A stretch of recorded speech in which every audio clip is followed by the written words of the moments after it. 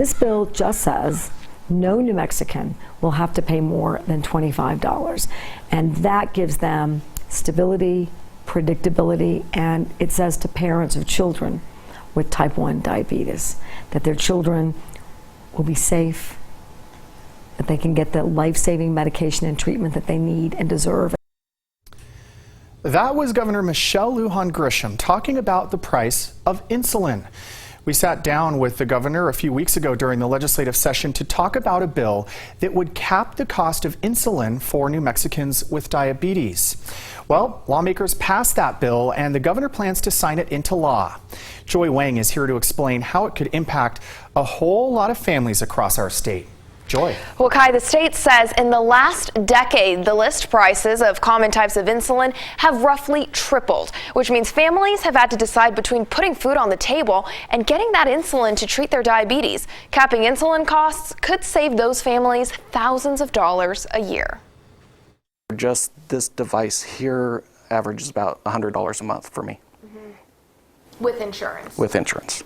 Without insurance, it would be about $400 just for the needle part a month. When it comes to getting the right medication to simply survive. And I've known people that don't eat because they could stretch out their insulin a little bit more. Treating diabetes can be expensive. I'm lucky enough I haven't had to focus on do I need to buy insulin or do I need to pay rent or pay for food. But I know a lot of people that have had to think, well, I can't get my insulin. Without insurance, all of this would cost Brian Carter a couple thousand. With insurance, a couple hundred. It's been almost 28 years. I got diagnosed with type 1 diabetes roughly Labor Day of '92. Carter was 14, and while technology has advanced a lot since. The cost of insulin is just a small part. I only take one insulin since I'm on the insulin pump. The cost has only gone up.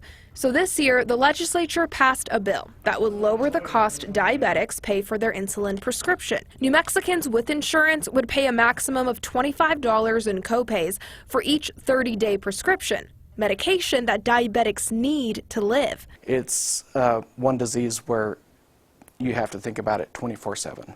If I'm going to go exercise a little bit, is it going to make my blood sugar go low or go high? It's just not something I can forget about during the day. About 80% of those affected need one type of insulin, including type 1 and type 2 diabetes. If they need two types, that caps their out-of-pocket cost at $50, since each prescription is capped at $25. Carter hopes more will be done in the future.